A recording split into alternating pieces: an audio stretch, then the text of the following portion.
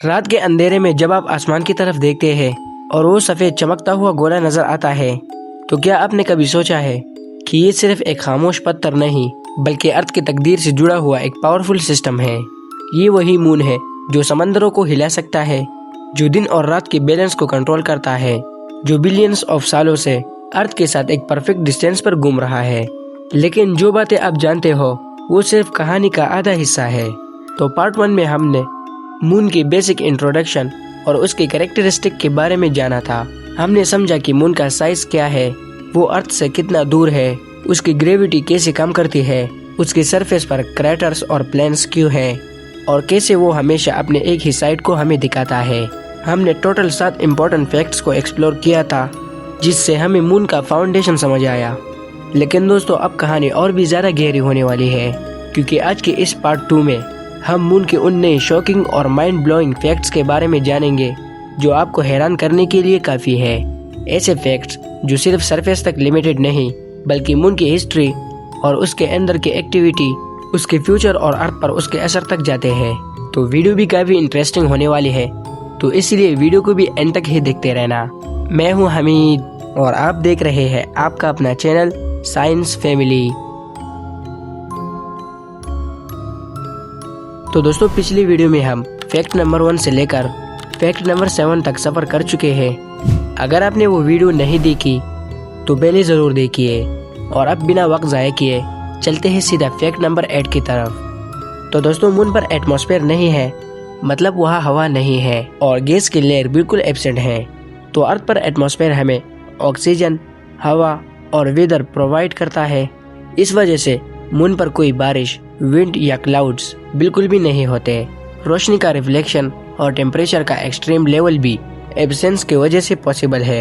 Atmosphere ना होने की वजह से मून पर टेम्परेचर एक्सट्रीम हो जाता है। दिन के वक्त सरफेस बहुत ज्यादा गर्म हो जाता है, यानी 127 डिग्री सेल्सियस तक, और रात के वक्त टेम्परेचर -173 डिग्री सेल्सियस तक गिर जाता है। यह एक्सट्रीम डिफरेंस इस वजह से होता है क्योंकि वहाँ कोई एटमॉस्फेयर हीट को डिस्ट्रीब्यूट नहीं करता। और दोस्तों, मून पर आवाज भी ट्रेवल नहीं करती। अर्थ पर हम आवाज को सुनते हैं क्योंकि हवा वाइब्रेशन को कैरी करती है, लेकिन मून पर कोई मीडियम नहीं है जो साउंड को फैलाए। इसी वजह से एस्ट्रोनॉट्स मून पर कम्युनिकेट करते वक्त रेडियो का यूज करते हैं। और एटमॉस्फेयर ना होने की वजह से मून का स्काई हमेशा ब्लैक दिखाई देता है, चाहे दिन हो या रात। और वहाँ पर सूरज की रोशनी डायरेक्ट और इंटेंस होती है। मून की लो ग्रेविटी और एटमॉस्फेयर के एब्सेंस की वजह से डस्ट पार्टिकल्स लाइटली मूव करते हैं, जो छोटी क्लाउड्स ऑफ डस्ट क्रिएट करते हैं जब एस्ट्रोनॉट्स चलकर मूव करते हैं। तो चलिए अब हम बात करते हैं फैक्ट नंबर 9 के बारे में। दोस्तों, आपको ये बात जानकर हैरानी होगी कि मून अपनी रोशनी खुद प्रोड्यूस नहीं करता, बल्कि वो सूरज की रोशनी को रिफ्लेक्ट करता है। इस रिफ्लेक्शन की वजह से ही हम रात को मून को चमकता हुआ देखते हैं। मून का सरफेस इतना रिफ्लेक्टिव है कि सूरज की रोशनी को अर्थ की तरफ वापस भेज देता है। और इस रिफ्लेक्शन की इंटेंसिटी की वजह से मून का साइज और ब्राइटनेस दिन के हिसाब से बदलता नहीं है, लेकिन पेस यानी चांद का स्टेज चेंज होते हैं। और मून की डिफरेंट पेस हमें हर महीने देखने को मिलते हैं, जैसे कि new moon, crescent, half, Gibbs और फुल मून। ये पेसेस सूरज, अर्थ और मून की रिलेटिव पोजीशन के मुताबिक होते हैं। अगर मून अपनी रोशनी खुद क्रिएट करता तो ये पेसेस नहीं होते और हमेशा एक ही ब्राइटनेस और शेप में नजर आता। तो अब हम चलते हैं फैक्ट नंबर 10 की तरफ।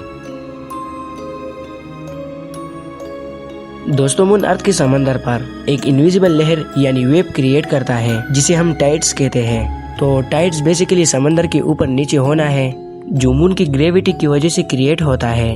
मून की ग्रेविटी पानी को अपनी तरफ खींचती है और अर्थ की रोटेशन के साथ मिलकर समंदर में हाई टाइड्स और लो टाइड्स क्रिएट करती है।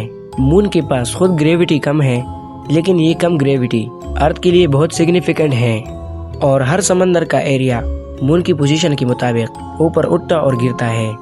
अगर मून ना होता तो टाइड्स बहुत वीक होती और समंदर का पैटर्न बिल्कुल अलग होता।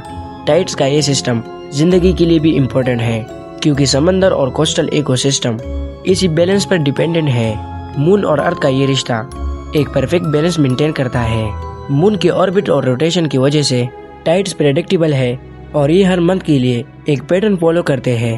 अगर मून अर्थ की गिर्द फ्रीली घूमता और टाइडल लॉकिंग ना होती तो टाइड्स रैंडम और अनस्टेबल होती और हमारे अर्थ पर भी लाइफ बड़ी मुश्किल से सरवाइव कर पाती। तो खैर, अब हम जानते हैं फैक्ट नंबर 11 के बारे में। दोस्तों, आपने अर्थ पर अर्थक्वेक्स तो देखे होंगे, लेकिन दोस्तों मैं आपको ये बता दूं कि मून पर भी अर्थक्वेक्स जैसे झटके आते हैं, जिन्हें साइंटिस्ट मून क्वेक्स कहते हैं। ये मून क्वेक्स पहली बार तब डिस्कवर हुए जब एस्ट्रोनॉट्स ने मून पर साइंटिफिक इंस्ट्रूमेंट्स लगाए अपोलो 11 और बाद के अपोलो मिशंस के दौरान। इन इंस्ट्रूमेंट्स ने रिकॉर्ड किया कि मून बिल्कुल डेड वर्ल्ड नहीं है, बल्कि अभी भी इसके अंदर मूवमेंट होती है। और मून क्वेक्स 4 टाइप्स के होते हैं, जैसे deep moon quakes, thermal moon quakes, meteor impact quakes और शैलो मून क्वेक्स। अब डीप मून क्वेक्स जो मून के अंदर गहराई में होते हैं और अर्थ की ग्रेविटी की वजह से ट्रिगर होते हैं। थर्मल मून क्वेक्स जब मून पर 14 दिन की धूप के बाद अचानक से टेम्परेचर चेंज होता है।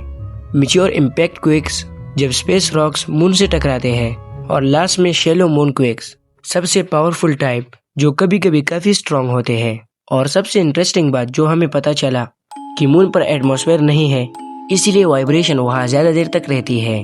अर्थ पर अर्थक्वेक्स कुछ सेकंड्स या मिनट्स में खत्म हो जाते हैं, लेकिन यहाँ मून पर वाइब्रेशन 10 मिनट तक चल सकती है।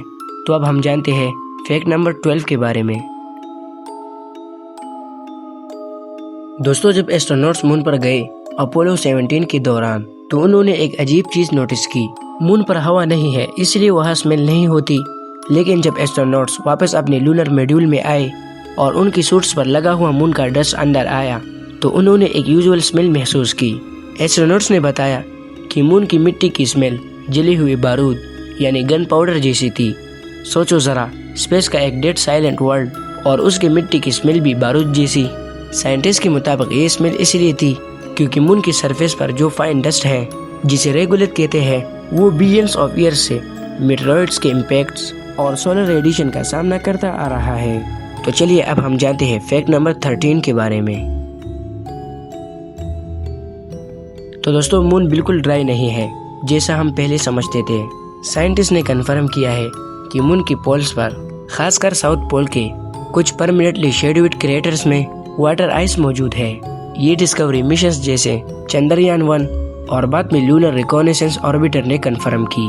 ये पानी लिक्विड फॉर्म में नहीं है, बल्कि बर्फ आइस के फॉर्म में जमा हुआ है। क्यों? क्योंकि मून के कुछ क्रेटर्स ऐसे हैं जहाँ सूरज की रोशनी कभी भी पहुँचती नहीं। वहाँ टेम्परेचर इतना लो होता है कि बर्फ बिलियंस ऑफ ईयर्स तक सरवाइव कर सकती है। और अब सबसे इंटरेस्टिंग बात सुनो, अगर फ्यूचर में ह्यूमंस मून पर बसें बनाएंगे तो ये आइस उनके लिए काम आ सकता है। तो चलिए अब हम जानते हैं फैक्ट नंबर 14 के बारे में, जो कि इस वीडियो का लास्ट फैक्ट होने वाला है। तो दोस्तों, मून सिर्फ एक खूबसूरत सैटेलाइट नहीं, बल्कि मून अर्थ का बॉडीगार्ड भी है। स्पेस में हजारों एस्टेरॉइड्स और मेटेरॉइड्स घूमते रहते हैं। इनमें से कई ऑब्जेक्ट्स अर्थ की तरफ भी आते हैं, लेकिन इनमें से बहुत से पहले मून से टकरा जाते हैं। मून की सरफेस पर जो हजारों क्रेटर्स हैं, वो असल में अर्थ के लिए एक शील्ड का काम कर चुके हैं। अगर मून वहाँ ना होता तो इनमें से कई ऑब्जेक्ट्स सीधा अर्थ पर गिर सकते थे। सोचो जरा, हर बड़ा इम्पैक्ट जो मून ने ऑब्जर्व किया, वो शायद अर्थ पर लाइफ के लिए डेंजरस होता। साइंटिस्ट का मानना है कि अर्ली सोलर सिस्टम में इम्पैक्ट बहुत ज्यादा होते थे। अगर मून अर्थ के पास ना होता तो शायद अर्थ पर लाइफ स्टेबल तरीके से डेवलप नहीं हो पाती। मतलब मून सिर्फ रात का चमकता हुआ सीन नहीं, बल्कि वो बिलियन ऑफ सालों से अर्थ का साइलेंट प्रोटेक्टर भी है। अगर वीडियो पसंद आई हो तो चैनल को लाइक, सब्सक्राइब करके बेल आइकन को दबा दीजिए। तो मिलते हैं अगले इंटरेस्टिंग वीडियो में।